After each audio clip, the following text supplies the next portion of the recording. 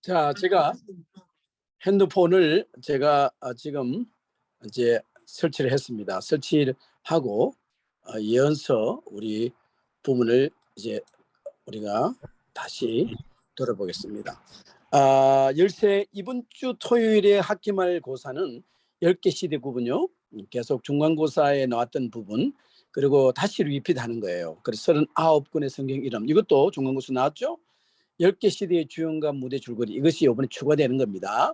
그리고 영어로 강의한 내용도 중간고사인데 다른 부분에서 제가 물을 거예요. 자, 이거 보시고 그 다음에 지리, 수역과 장소 여러분들이 한번 리뷰하셔서 그동안에 잘 학습하셨으면은 막 크게 어려움이 없겠지만은 그러나 이 성경은 워낙 우리가 기초적이고 중요한 부분에서 한국 공부처럼 암기를 해야 되는 부분이 있습니다. 여러분들 준비해 주시고 이번 주 우리 마지막 구약 개론 동영상 19번째 예언서입니다.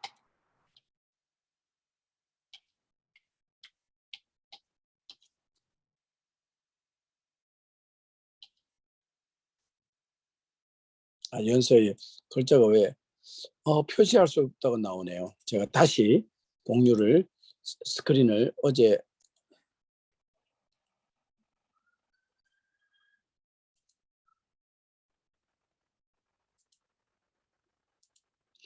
자, 오늘 예언서의 내용입니다. 내용을 다시 보겠습니다. 제가 다른 파일에서는 이게 떠서 제가 다시 불러 올라왔습니다.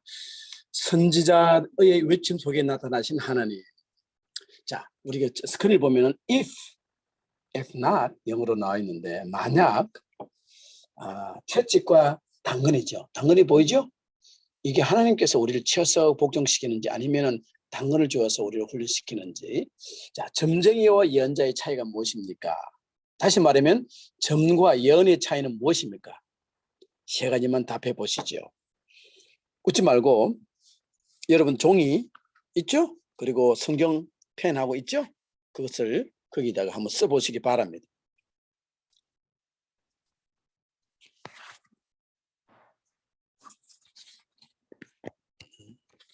선지자의 외침 속에 나타나신 하나님. 예언서 점쟁이와 예언자의 차이는 무엇입니까? 다시 말하면 점과 예언의 차이는 무엇입니까?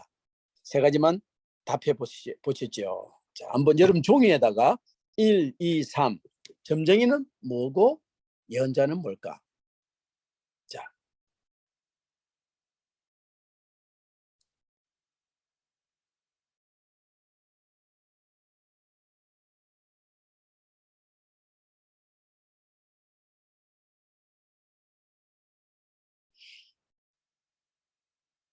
자 보면은요 여러 가지 차이가 있으나 그 중에서 가장 결정적인 차이는 근본을 이루고 있는 세계관입니다. 특히 인생관의 차이죠. 자, 이게 재미있는 이야기인데요. 한 점쟁이가 있었습니다. 용하기로 소문이 나서 주변 모든 사람이 그를 쪽집게보다 더한 핀세트라고 부를 정도였습니다. 유명해진 만큼 돈을 많이 번 이야기는 할 필요가 없겠죠. 복채 안 내고 우리 한국 문화에는 그 점이란 문화가 있잖아요. 그죠? 복채 안 내고 점치는 사람은 없었을 테니까요. 그런데 어느 날 이 핀세트 도사가 가만히 앉아 자기의 운세를 점치게 되었는데 아니 이게 웬일? 앞으로 열흘 뒤에 자기가 죽을 운세라. 그래서 이 점쟁이가 고민하다가 하루를 남겨두고 그 나라 왕을 찾아갔습니다. 가서 뵙고 자초지종을 이야기하면서 자기를 보호해서 살려줄 것을 요청했습니다. 왕이 이 말을 듣고 보니 좀 의심이 생겼습니다. 그래서 내가 만일 그렇게 뛰어난 점쟁이라면 저 상자 안에 쥐가 몇 마리 들어있나 맞추어보라 라고 문제를 냈죠. 그런데 이 점쟁이가 한참 통을 흔들며 점을 치더니 6마리라고 대답을 했습니다. 왕이 대노했습니다. 백성을 미혹하는 사이비 점쟁이라고 선포하면서 왜냐하면 그 상자 속에 쥐는 한 마리였기 때문입니다. 그래서 왕은 이 핀세트 도사를 옥에 가두고 그 다음날 사형시키도록 명령을 했습니다. 그 다음날 아침에 왕이 곰곰이 생각해 보니까 좀 이상했습니다. 폼은 그럴듯했는데 그래서 그 상자를 다시 열어보니 밤사이에 쥐가 새끼를 5마리를 낳아서 거기에 6마리 쥐가 있는 것이었습니다. 너무 놀라서 신하를 보내어 사형을 중지시키라고 했는데 이 사형을 집행하는 망나니가 중지하라는 사인을 멀리서 보고는 속히 죽이라는 것 줄 알고 그대로 목을 쳐버렸지 뭡니까? 그런데 그날이 그가 죽기로 온 새가 나온 바로 그날이었답니다. 이것이 점쟁이의 세계관, 인생관입니다.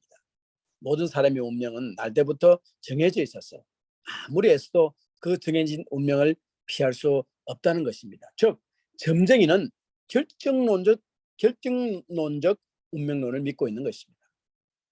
반면에 예언자는 다릅니다. 그들은 정해진 운명을 미리 말하는 것이 아니고 하나님께서 그에게 보여주신 것을 그대로 말합니다.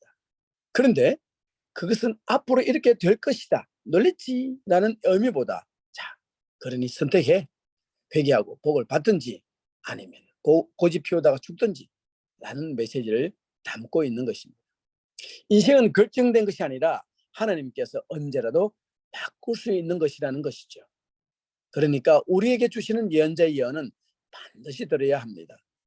반면에 저는 취미로도 재미로도 볼 필요가 없습니다. 여러분들이 부모님들 과거에 예수님 믿기 전에 보았던 그 점쟁이와 예언자의 차이가 그렇게 다른 것입니다. 하나님을 믿는 우리는 여러분의 운명이 하나님께서 얼마든지 바꿀 수 있다는 거예요. 반면에 점쟁이는 결정적 움직이지 않는 것 사실을 인생이라는 것을 정해놓고 이야기한다는 그런 차이가 있습니다. 자, 한번 복습을 해봅니다. 자, 이때까지 우리가 10주 동안 공부해온 것 중에서 구약은 첫 17권이 역사서라는 걸 알아야 되죠. 창세기부터 여러분들 에스더까지죠. 그래서 창세기, 출애굽기, 레위기, 민수기, 신명기, 모세 오경, 그 뒤에 여호수아, 사사기, 룻기, 사무엘 상하, 열왕기 상하, 역대 상하, 에스라, 느헤미야, 에스더까지가 17권이에요. 그 순서를 여러분들 그래도 기억하셔야 됩니다. 그리고 그 중간에 구약은 5권의 아주 그 나라 이스라엘이 번성했을 때 쓰여진 시가서가요. 시와 노래의 책이 욥기, 시편, 잠언, 전도서, 아가서 5권. 그래서 시가서가 끝나고 나면 이제는 연서 17권이 진행이 되죠.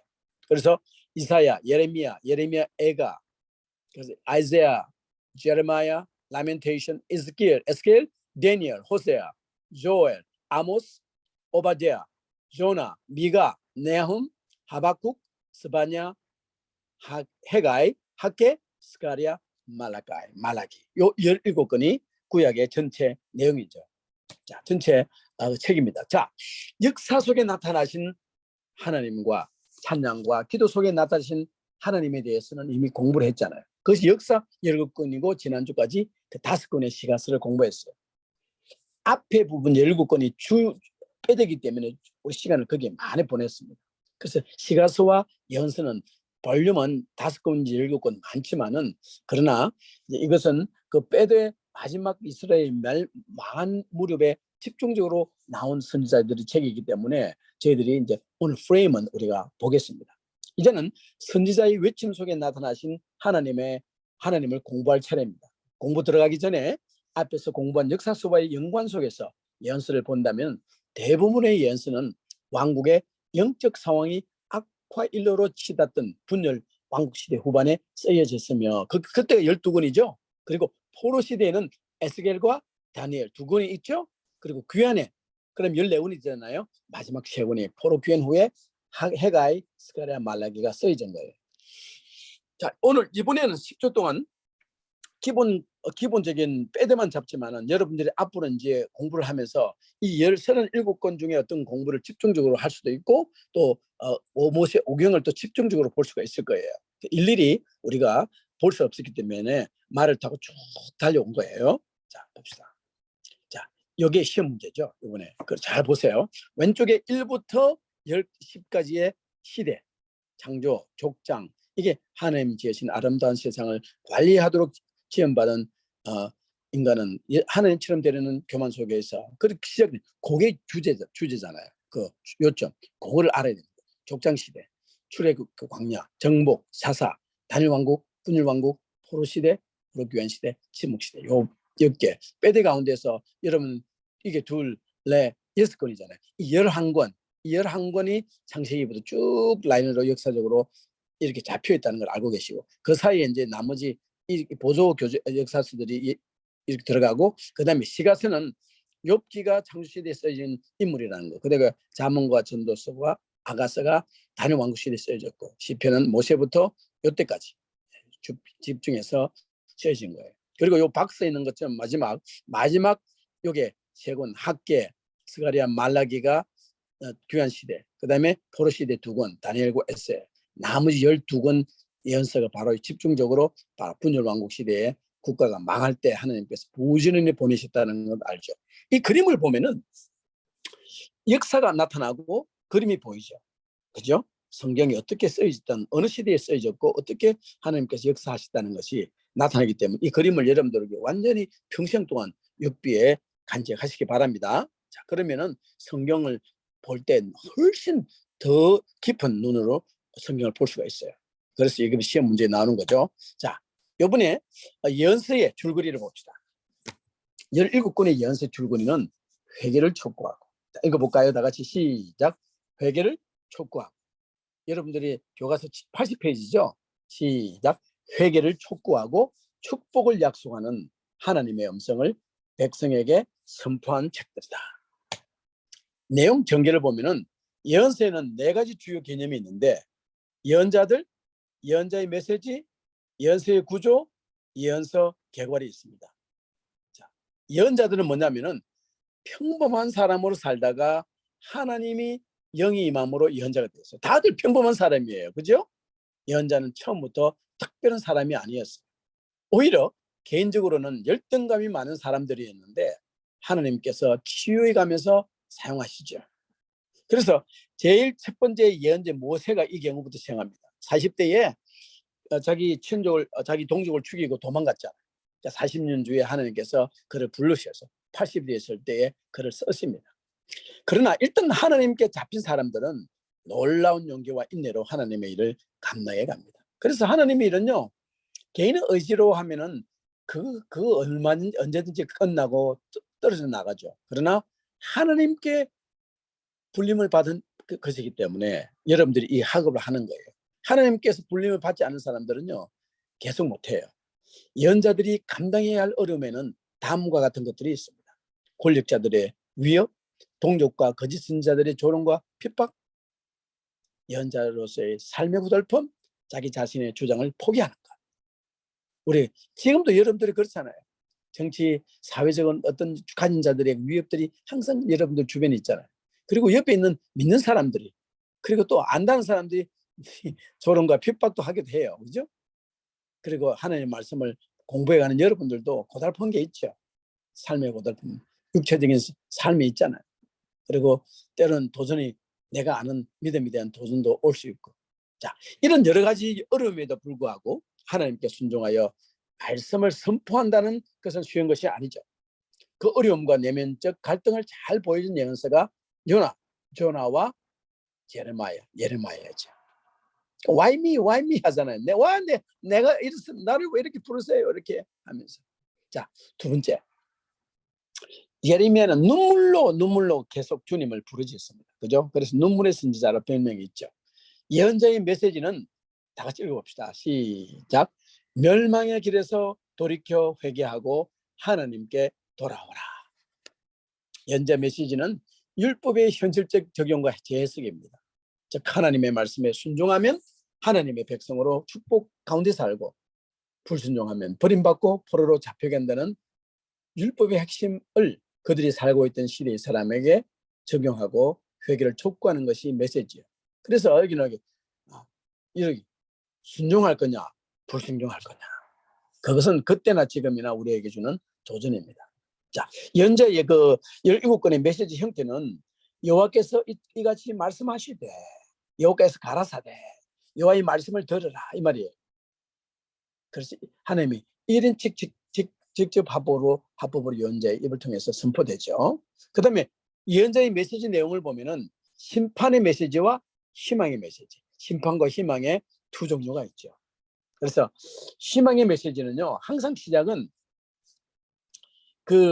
어떻게 한다면은 이렇게 했는데 PHS가 뭡니까? 예? 뭐라고요? PHS가 뭐예요? PHS가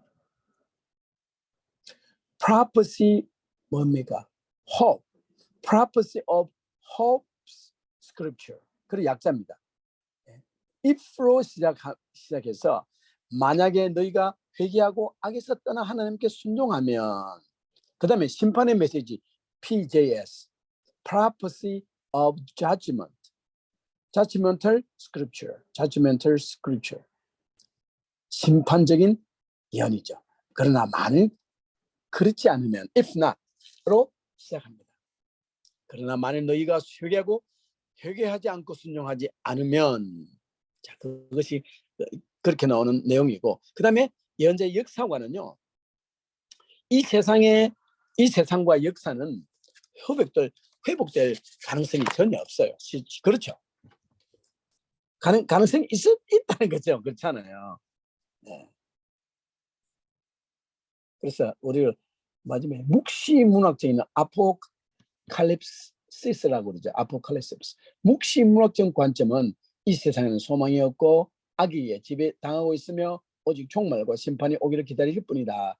이 세상은 악하고 하나님 선하다는 그런 어떤 관점을 볼 수도 있어요. 성경에는 마태복음 같은 경우가 또 톨스토이 같은 사람이 그런 관점을, 성경을 한 부분을 보지만은 예언자적인 관점은요, 이 세상과 역사는 회복될 수 있다고 보는 거예요. 그렇죠? 자, 잠깐만. 부부간의 관계나 자녀와의 사이가 적어도 예언자적인 관점이어야 하지, 결코 아포칼립시스 같은 묵시문학적 관점에서는 안 된다는 거예요. 예? 세상은 나빠서 세상을 떠나야 돼, 이 말이에요. 그렇게 돼서는 안 된다는 거예요. 당신에게는 그래도 좋아질 수 있는 가능성이 있어. 이것이 예언자적인 관점이지. 안 해, 너희는 안 돼, 이거 묵시문학적이죠. 그래서 가장 좋은 것은 타락이 전에 천국적인 관점인데, You are my bone of bones and flesh of flesh. 그래서 아담과 하와에게 불렀던 그 완전히 하나가 되는 천국적 관점이죠. 에덴의 관점이에요. 자, 구조를 보면은 대선지서와 소선지서로, 그리고 포로전, 포로기, 포로후로 나누는데, 제가 대선지서는요, 그 분량에 의해서 나눈 거예요. Major prophet는 minor prophet이라는 그 볼륨이 얼마나 되느냐, 그런 거예요. 그래서 대선지서는요, 아이사야, 이사야, 제레마야, 에가, 라멘테이션, 에스겔, 다니엘, 이 5권은 볼륨이 커요. 그래서 우리가 대선지서라 그러고, 그리고 호세아부터 말라기 12권을 우리가 소선지서, 마이너 프로핏이라 그래요. 짧아요. 그렇죠? 그래서 그렇게 구분한다는 걸 알고 계시면 되겠고, 그분이 크고 작고 그런 거 아니에요. 예언서의 볼륨이 적고 많고 그 차이가 우리가 분리할 때 이렇게 나눈다는 말씀을 하시면 되겠어요. 자, 포로전. 이렇게 보면은 내용을 포로전, 포로기, 포로후 보면은 서술된 시기에 나눈 거예요. 여러분들이 보면은 포로전을 보면은 이스라엘에게 포로전의 호세, 에모스, 그렇죠? 또 주다에게, 그 다음에 아수르에게, 에돔에게, 그 이웃 나라들에게도 하나님께서 선자를 보내서 말했습니다. 그래서 유다에게 선포한 예언서는 하박국, 이사야, 아이사야, 제레마야, 요엘, 미가, 스바냐, 예레미야, 에가, 그렇게 나오고,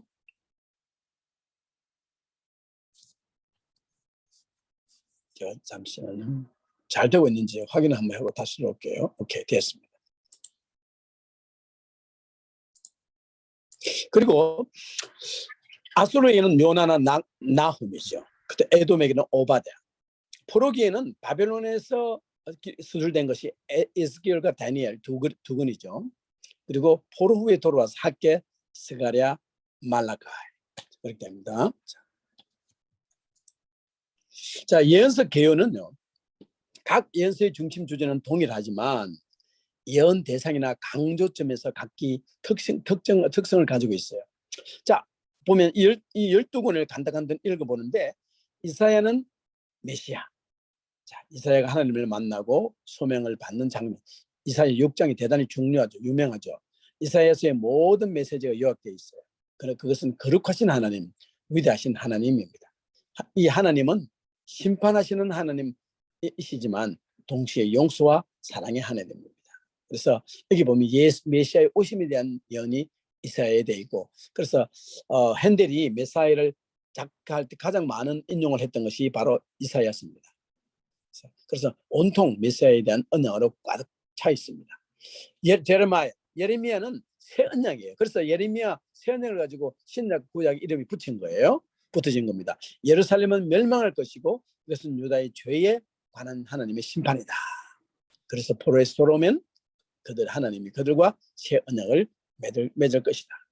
자, 애가는 슬픔과 힘을, 라멘테이션은요 울면서 하는 거예요. 눈물의 선자가 쓴 거죠. 멸망해서 슬프고 하나님이 백성을 버리셨으니 더 슬프지만 그 마지막으로 희망, 믿음 때문에 희망이 있다는 선포입니다. 네 번째, 에스겔은 새로운 월십, 뉴 월십이죠. 예루살렘이 멸망하기 전에는 심판을 예언했으나 이제 멸망이 끝나고 후에는 포로가 된 이후에는 강한 희망을 선포 시작합니다. 마음으로 드리는 새로운 예배에 대한 소망이죠. 다니엘, 포로기에서 기록된 가운데는 승리예요. 빅토리. 믿음에, 이거 한국에서 요즘 유명한 빈채로 승리하리라. 믿음의 사람들의 승리와 하나님의 궁극적인 승리다. 여러분들 그렇게 하고, 그 다음 호세아는 사랑이에요. 하나님 떠나 우상을 섬기는 것이 영적인 간음이고 음행이죠. 그래서 음녀의 이야기가 나옵니다. 음녀 같은 이스라엘을 하나님은 계속 사랑합니다. 그러니 하나님께도 돌아가자.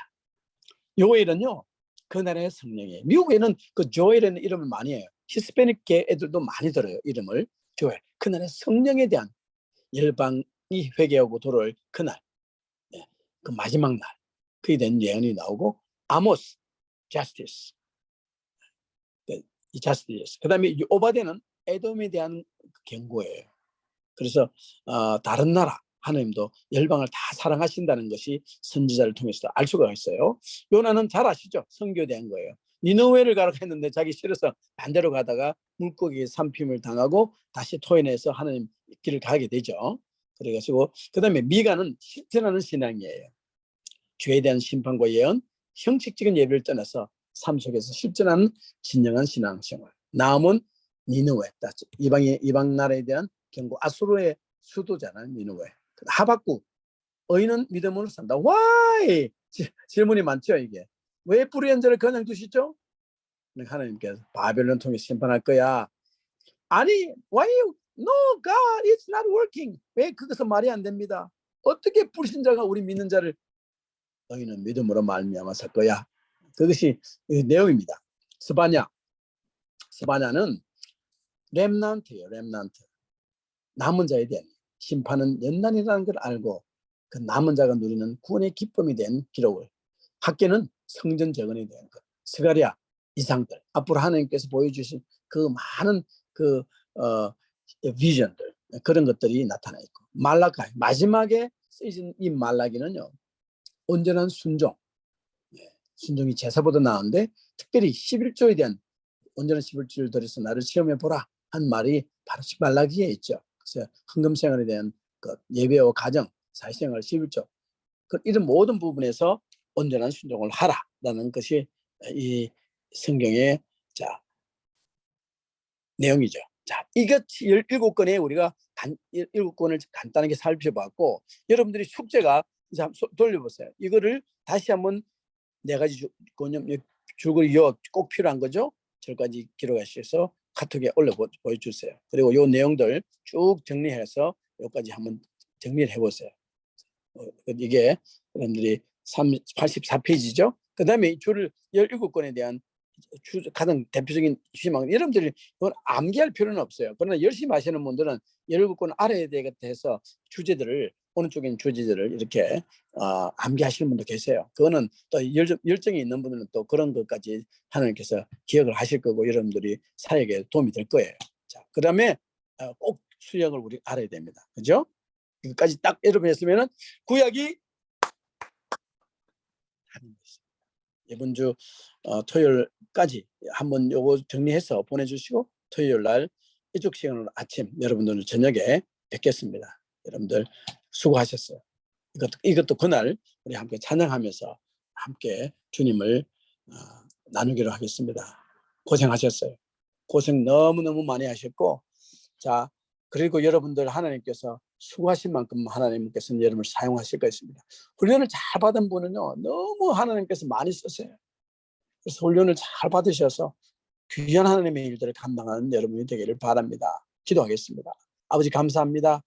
오늘 이 마지막 예언서 17권을 정말 간단하게 살펴보았습니다. 끝이 없이 우리가 공부하고 하나님 사랑하는 자로 기도와 말씀 두 기둥을 붙들고 살아가야 되지만, 저희 오늘 이 짧은 이 살펴보는 개론의 그 시간 가운데서 주님 우리에게 주어진 그 조그만 지식들을 잘 쌓게 하셔서 이 성경을 보는 눈을 열게 하여 주옵소서. 이번 토요일까지 주님께서 이들에게 건강지켜 주시고 좋은 이 학기를 또 마무리하는 그런 토요일이 또한 되게 하여 주옵소서. 감사드리며 예수님의 이름으로 기도드립나이다. 아멘. 자, 건강하시고 자, 토요일 뵙겠습니다. 할렐루야. 바이바이.